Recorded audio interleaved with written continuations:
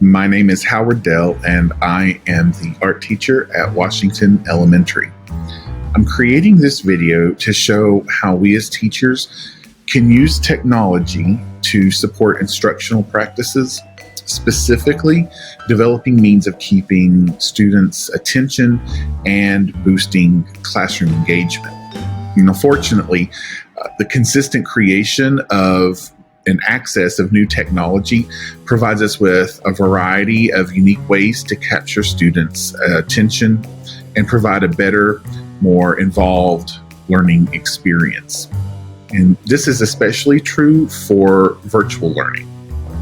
Now, the real challenge that many of us face as teachers is figuring out just where to begin and what type of technology works best for you as the teacher, for your students, for our classrooms in general.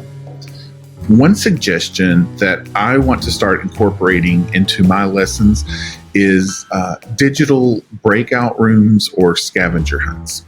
And one of the easiest ways to organize this is with Google Sites and Google Forms, both of which are part of our Google Suite that we can use as teachers.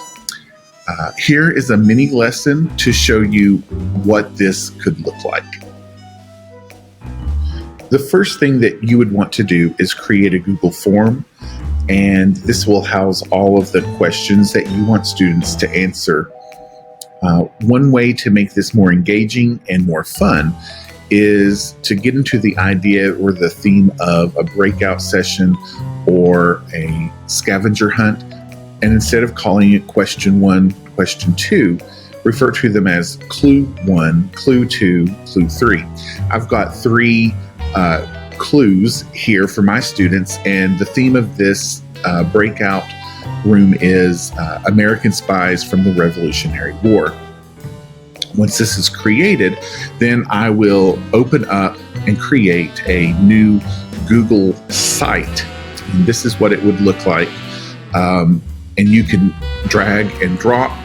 I've got, I can embed the Google form easily, and there's my questions or clues, and all of the things that the students would need to research. The links are right here. This link map is a link for where it all began, so they're reading information and finding the answer.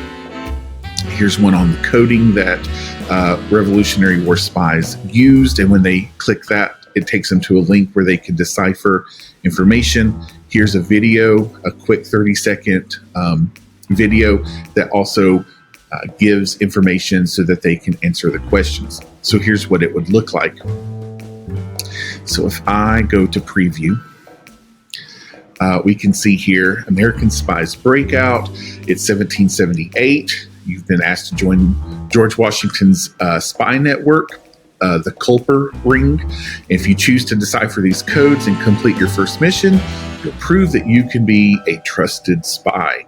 Will you do your part for the colonies and lead this fight against the British? So there's my hook, and all the information that the students need is on this Google site. And I can share that link with them. It's not open to anyone else if I don't want it to be.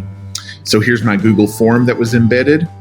The first one, city where it all began, and I put a hint, capitalize proper nouns. So when the students look at this site, they'll see this map, pretty good clue. When they click on it, it redirects them to a reliable source of information, and in this case it's the History Channel's site on the Culper spy ring. And here's the text and the information that students would read and find the answer. And if they read it, right here in the hometown of Setauket, Long Island. All right, so once they find that answer, where did it all begin?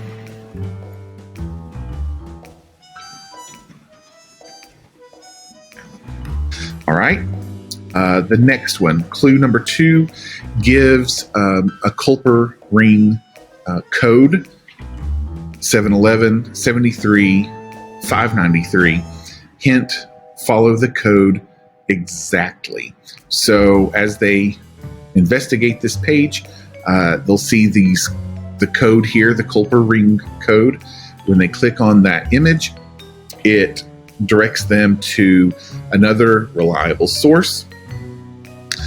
This is mountvernon.org, and there's a whole page on the Culper code book, and students learn about that. And here are the codes. So if a student is looking up and investigating what the secret code is, they realize, go back, the code is in Washington. That was the 7-Eleven. Camp safe. All right, so I've answered the second one. And finally, the third one is the trader. Hint, capitalize proper nouns. If they watch this video, it's a preview of Turn from Amazon Prime, and they see that it is Benedict Arnold. And then submit. Congratulations, you are now a spy for General Washington. So this was a quick way to get students to investigate, take ownership in their learning, go through and find the information on their own, and it makes it a fun and enjoyable way for students to learn. This can be applied to science, history, art, literacy, anything really. So I hope this was helpful, and thanks for watching.